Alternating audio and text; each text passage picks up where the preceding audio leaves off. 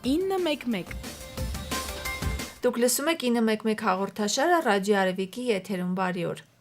Այսօրվա ծրագրում եւս արտակարգ իրավիճակների նախարարության մասնագետի հետ քննարկելու ենք շատ կարևոր թեմա։ Ձեր հարցերն ու առաջարկները մեր հաղորդաշարին կարող եք ուղղել ռադիո Արևիկի Facebook-յան էջի միջոցով, որոնց նույնպես կանդրադառնանք մեր եթերներում։ Ստուդիայի մեջ ճգնաժամային կառավարման պետական ակադեմիայի ռեկտոր, փրկարար ծառայության գեներալ-մայոր Համլետ Մաթևոսյանը։ Բարև ձեզ, պարոն Մաթևոսյան, շնորհակալություն, որ ժամանակ եք տրամադրում մեր հաղորդմանը եւ ձեր փորձն ու գիտելիքը փոխանցում եք մեր ունկնդիրներին։ Ես էլ եմ շնորհակալ։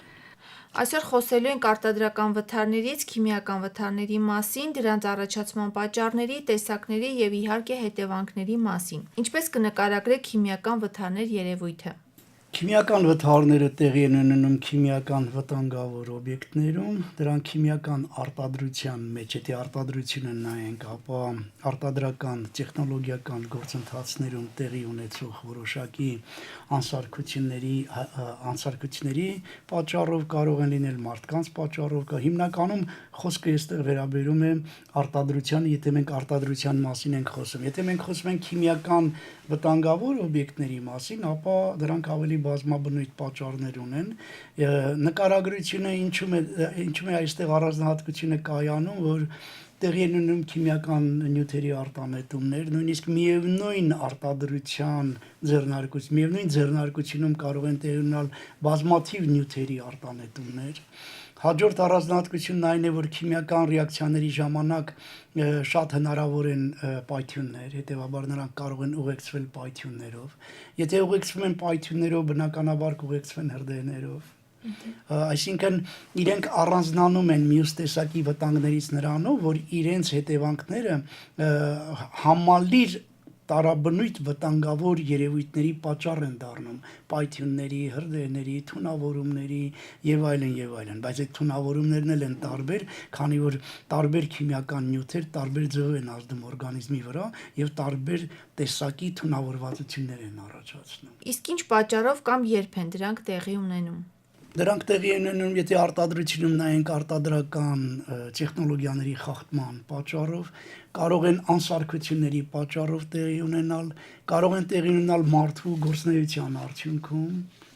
աշխատակիցների սխալների հետևանքով,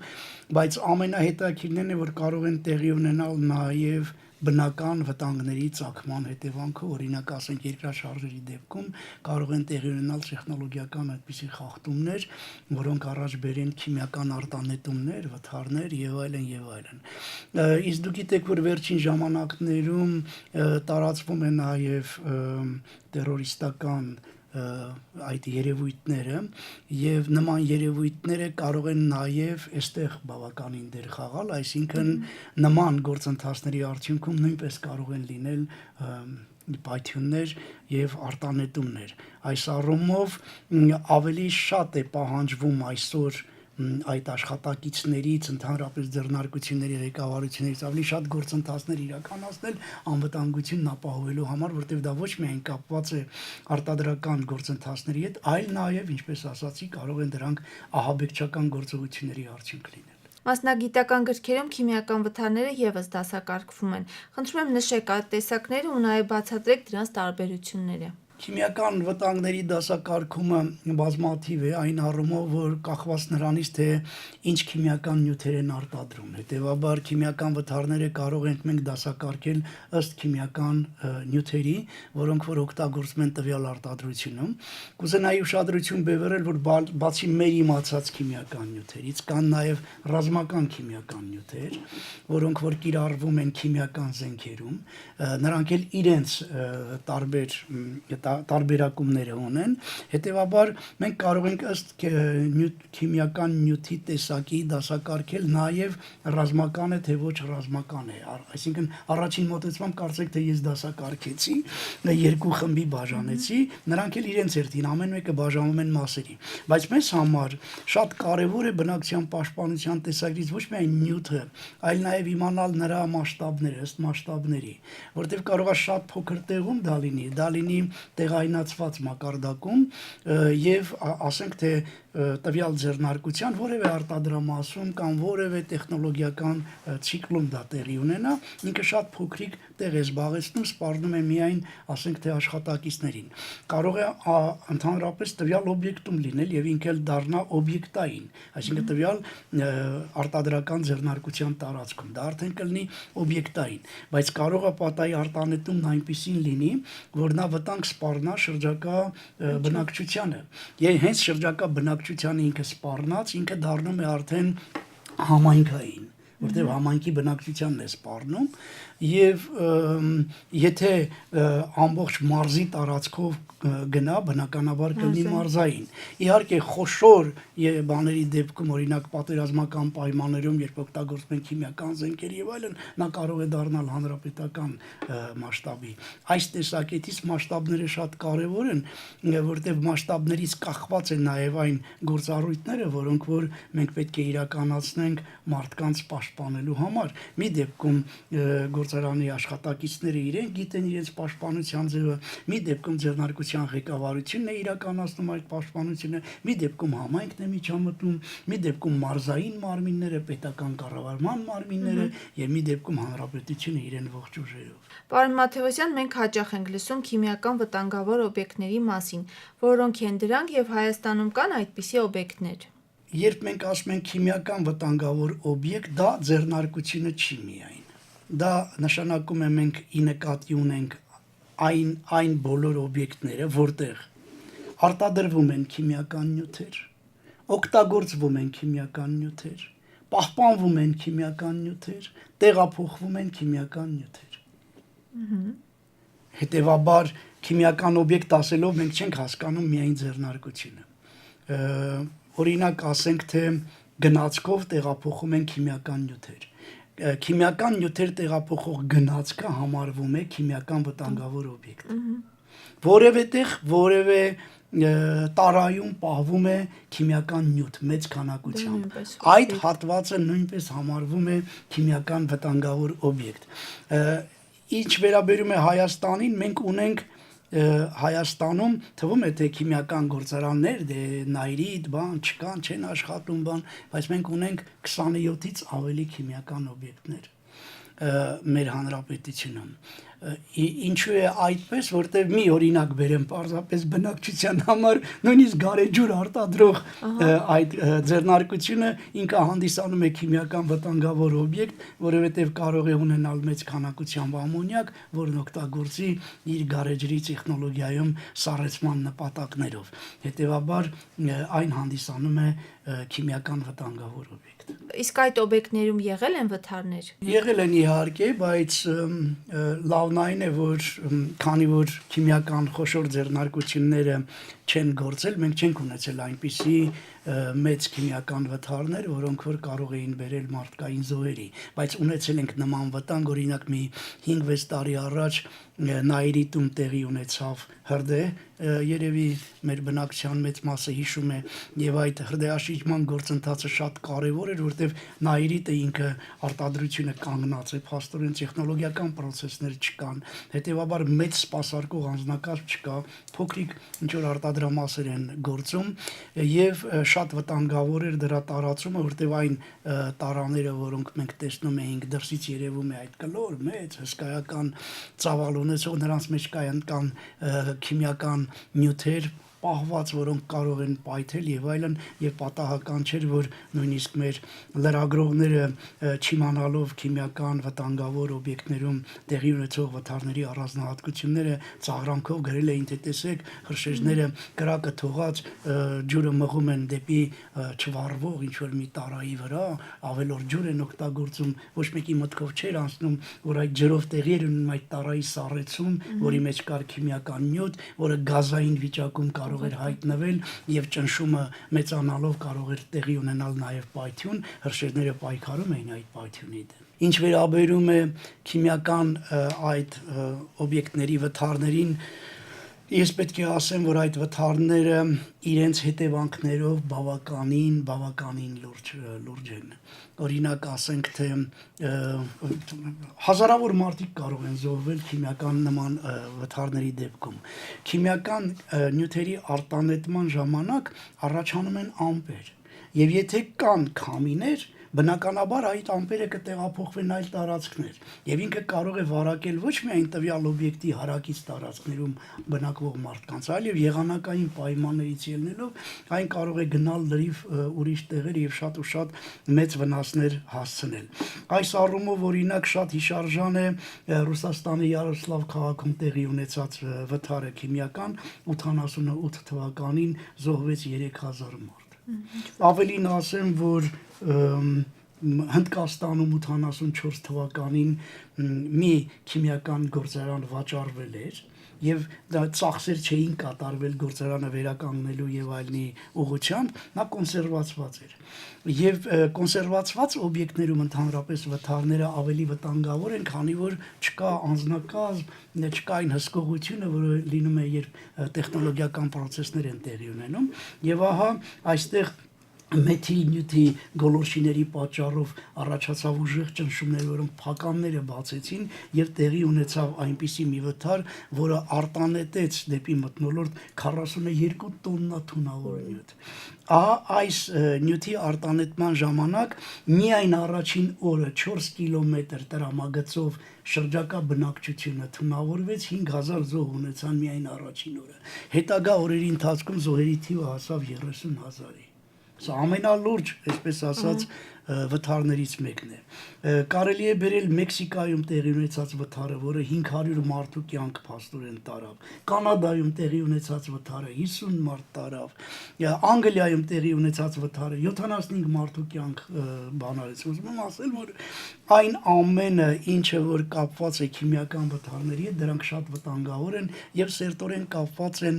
ընդհանրապես եղանակների հետ։ Դա է պատճառը, որ կանխարգելման գործընթացներում հետաքրքիր բաներ կան։ Ապա Հարցրեք։ Ապա Այդ տեսեք օրինակ, ասենք թե եթե մենք ունենք ենթադրենք մի ցիստերն, որի մեջ կա քիմիական նյութ, քլոր կա, քլոր ասենք թե նրա շուրջը խողովակ է անցկացվում, խողովակ, որը ունի մանր անցքեր։ Եվ եթե հանկարծ լինի արտանետում, այս խողովակի մեջ մղվում է ջուր, որը այդ մանր անցքերից ցնցումների միջոցով ստեղծվում է ջրային վարակույր։ Ջրային վարակույրը թույլ չի տալիս, որ ամպը տեղաշարժվի։ Այսինքն նա մեկուսացնում է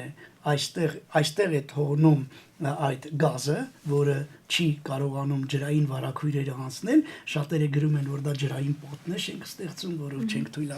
տալիս գնա, եւ այդ ընթացքում փրկարարները կարողանում են այն ճեղքերը, որոնց պատճառով դուրս է եղել է արտանետում, փակել եւ այլն եւ կանխել նման գազի տարածումը։ Եթե մենք վերցնենք օրինակ, ասենք թե որևէ ավտոմեքենա, որը 10 կամ 20 տոննա թունավոր նյութ է այդպիսի տեղափոխում եւ վթարվել է ճանապարհին, հրշեջներն են մոտենում եւ հրշեջ մեքենաները ունեն հնարավորություն, սարքավորումները, որ կարող են նրանք ցնցուղ ստեղծել եւ ցնցուղի միջոցով 4 կողմը փակում են ջրային վարակույրով, մինչեւ մնացած անձնակազմը իրականացնում է այդ վթարի վերացումը։ Իհարկե արտադրական վթարների վերացումը, կանխումը, դրանք բոլորը պլանավորված են, անձնակազմը գիտի ինչպես վերաբերվել, նաև անհատական պաշտպանության միջոցները։ Այստեղ պետք է ասեմ, որ շատերին թվում է, դե քիմիական արտանետումներ են, հակագազեր, ինչպես բոլորը գիտեն, կհաղթեն, բայց ինչ հակագազեր։ Տարբեր քիմիական նյութերից տարբեր պաշտպանական միջոցներով են պաշտպանվում։ Նույնիսկ մեկ գործարանում, որտեղ օգտագործվում են տարբեր նյութեր, այդտեղ տարբեր նյութերից տարբեր պաշտպանական միջոցներ պետք է օգտագործեն պաշտպանվելու համար։ Անվտանգության ինչ կանոնների պետք է մարդիկ հետևեն քիմիական վթարների դեպքում։ Գիտեք, եթե մենք վերցնենք դարձյալ ձեռնարկությունը, ապա ձեռնարկությունում կա տեխնիկական անվտանգության կանոններ, որոնց տիրապետում են յուրաքանչյուր մարդ անցնում է ուսուցում, ստորագրում է, որ անցել է, քննություններ է հանձնում եւ այլն եւ այլն։ Այստեղ դա արտադրության մեջ, բայց ինչպես մարդը եթե կա արտանետում, ինչպես է նա կանոններին արդյոք տիրապետում է թե չէ, էլի։ Օրինակ ասենք թե մարդը գտնվում է փողոցում հանկարծ տեղի է ունենում ազդարարում։ Հայ միջայլոց քիմիական վտանգների դեպքում ազդարարումը տեղի է ունենում, տրվում է ուշադրություն եւ ինքը կարող է իր հեռախոսի վրա պարզապես ստանալ, որ կա քիմիական վտանգ։ Հենց որ ինքը տեղեկանում է, որ կա քիմիական վտանգ, եթե նա դրսում է, օրինակ ասենք նույնիսկ երեխա մայրը իր երեխային սայլակով հանել է մաքուրոտ եւ այլն, նա անմիջապես պետք է մտնի որևէ փակ տարածք, որևէ խանութ, որևէ շենքի տարածք եւ ծածկեն դռները։ Եթե մարդը գտնվում է տանը, նա պետք է փակի դուռ, պատուհան, մեկուսացնի հնարավորինս ինչքան հնարավոր է եղած ձեռքի տակ եղած բանը իրերով մեկուսացնի, միացնի հեռուստացույցը կամ ռադիոն եւ փորձի հասկանալ, թե ինչ հրահանգներ են իրեն տրվում, սա տներում։ Եթե նա գտնվում է արտադրամասում վարվելակերպի բոլոր կանոնները կան, թե տարհանման, թե մյուս բաները։ Պաշտպանական միջոցները հիմնականում անհատական պաշտպանության միջոցներ են օգտագործվում, կարող են օգտագործվել նաեւ կոլեկտիվ պաշտպանության միջոցներ, ի նկատի ունեմ ապաստարաններ, որոշակի ապաստարաններ։ Այստեղ է որ խոսում են գազապաստարանների մասին, որտեղ գազապաստարանը պետք չի որ ունենա այն կառուցվածքը, ինչ որ ունի իրականում ապաստարանը։ Այստեղ մեկուսացման մասին է խոսքը, որ ինքը արտաքին աշխարհից մեկուսացված լինի եւ արտաքինից օդ չմտնի տվյալ տարածք։ Դրա համար էլ ինքը ունի օդազտիչ սարքեր եւ այլն հագեցված է դրանցով։ Ահա այսպիսի մոտեցումներ։ Եթե նույնիսկ ոչինչ չկա ձեռքի տակ, ապա կարելի է թաչերով պարզապես քիթը փակել եւ այլն, որտեւ քիմիական նյութերի ազդեցությունը մարդու վրա կարող է տեղինալ մաշկի միջոցով, շնչառական օրգանների միջոցով եւ կլման միջոցով։ Դրա համար էլ այդ երեք միջոցների դեմ անմիջականորեն պայքարել է պետք եւ սպասել այն ցուցումներին, որոնք կտրվեն պաշտպանության համար։ Իսկ ինչ հետևանքներ են ունենում քիմիական վթարները կենդանական եւ բուսական աշխարհի վրա։ Բուսական աշխարհի վրա միանշանակ նա ազդում է կենսաբազմազանության վրա, որտեղ կենդանիների վերացման է բերում, իսկ մենք գիտենք, որ այնտեղ կա շղթա, փաստորեն բոլորը իրար հետ մեկ շղթայով կապված են կենսաբազմազանության վրա։ Քիմիական վթարները կարող են բերել բույսերի ոչնչացման, իսկ այն բույսերը, որոնք օգտագործվում են որպես սնունդ, բնականաբար նրանք հետո նաև մարդկանց մեջ ներքին թունավորություններ կարող են առաջացնել։ Մարդկանց վրա նա նույնպես առաջացնում է թունավորումներ, բայց մարդկանց հետ, եթե ասենք փրկարարը կամ որևէ մեկը տեսնում է թունավորված մարդու, իսկ թունավորման նշանները հեշտ է դա տեսնել, գույնը փոխված է լինում, գունատը ինքը լինում, կարող է դողերոց ունենալ, սրտախառնոց ունենալ, գլխապտույտ ունենալ, կարող է նույնիսկ ուժեղ դոզաների դեպքում գիտակցության կորստի վտանգներ լինեն եւ այլն, փսխում կարող է ունենալ, լուծ կարող է ունենալ եւ այլն, բայց հետաքրքիր է իհարկե այնքան էլ հաճելի բան չեմ ասում, բայց պետք է իմանալ մարդը, որ թունավորման դեպքում եթե կա փխսվածություն, դրանից մի փոքր պետք է պահել, որ բժիշկները կարողանան հետազոտել, որոշել թե ինչ նյութով է նա թունավորված, որ կարողանան օգնություն ցույց տալ, որտեղ կա օգնություն կա առաջին օգնություն եւ կա առաջին բժշկական օգնություն։ Այ առաջին օգնության դեպքում, երբ որ դու հանդիպում ես ինքդ բժիշկ չունես այդ կրթությունը, որ միջամտես բժշկական, բայց դու կարող ես նրան մաքուրոտ հանել, այնպիսի դիրքում պարկեցնել, անվտանգ դիրքում, որ ասենք փսխելու ժամանակ հանկարծ խցանումներ չառաջանան, շնչառական ուղիների եւ այլն այդ նյութից վերցնել, փորձել նրան հանգստացնել, խոսեցնել, հոգեբանական ազդեցություն թողնել եւ զանգահարել իհարկե 911 կամ շտապ օգնություն, որ բժիշկները գան։ Ահա այսպիսի միջոցներով կարելի է օգնել մարդկանց, որ նրանք հետագայում ավելի բարդ բաներ չտանեն։ Եվ մեր վերջին հարցը, որքան ժամանակ հետո է վտանգն ամբողջությամբ անցնում քիմիական վթարների Ուրեմն ժամանակ։ քիմիական վթարների ժամանակ, գիտեք, մարդկանց վարակվելու համար չկա ժամանակ։ Շատ արագ է դա տեղի ունենում եւ մարդը մեծ արագությամբ կարող է թունավորվել, եթե այդ ամպը դեպի իրեն է գնում, հետեւաբար նրանից դուրս գալու տարբերակներ էլ կան, էլի, ինչպես ճառագայթված ամպերից են դուրս, այնպես էլ այստեղից են դուրս գալիս, որ դեպի ամպը գնալ չի կարելի, ամպի ուղղությամբ գնալ չի կարելի, ամպին ուղղահայաց ուղղությամբ է դուրս գալիս, որ ամպը քո վրայով չանցնի կարճ ասած, իրեն տակ չընկնես։ Շատ մեծ արագությամբ է դա տեղի ունենում, որտեղ գազային վիճակում է ինքը գնում եւ այս տեսակետից ժամանակ չկա, շատ դրա համար եմ ասում, հենց լսեցին ազդարարման ազդանշանը միանգամից մի հատ տեղ մեկուսացնել բան եւ սпасել են հրահանգներին, որոնք իսկ հրահանգները կապված են երկու հիմնական միջոցառման հետ՝ տարհանման տվյալ վտանգավորը, ուր պետք է այստեղ կառավարման մարմինները ցուցում որ տալիս են, նաև կազմակերպում են բնականաբար, դրա համար պետք է դա միացնել եւ որտեղ պետք է պատասխանվի։ Այն որ ինքը իր տան մեջ կարող է պատասխանվել, արդեն ասացի, որ դա կարող է տեղի ունենալ։ Քիմիական վթարների վտանգը կայանում է հատկապես արտադրության մեջ։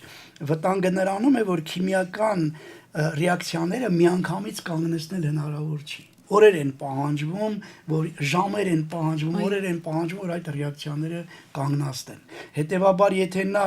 քիմիական ռեակցիաների հետևանքով պայթյուններ, արտանետումներ, տեխնոլոգիական process-ը կանգնեցնելն է դժվար, ինքը կարող է տարածվել։ Դրա համար այստեղ առաջ է գալիս մասնագիտական խնդիր, տարբեր տեխնոլոգիական process-ների մեկուսացման միջոցով, ինչպես նոր ասացի, մենք սառեցնում ենք տվյալ բանը, որ հետագա պայթյունը տեղի չունենա, փաստորեն երկրորդ process էինք մենք կանգնեցնում, որը կարող էր շարունակական լինել եւ կարող են օրեր տևել, որտեղ դա կապված է քիմիական այդ նյութի հատկություններից։ Բացի այդ, նյութի չեզոքացումն է պահանջում որոշակի ժամանակ, ամեն մեկ իրեն չեզոքացման ուղիները ունեն, որովհետեւ շատ չծանրաբեռնեմ, ասեմ օրինակ, ասենք քլորի արտանետման դեպքում խորհուրդ է տրվում նատրիումի հիդրոքսիդ օգտագործել, որովհետեւ նատրիումը միանա քլորի հետ առաջացնի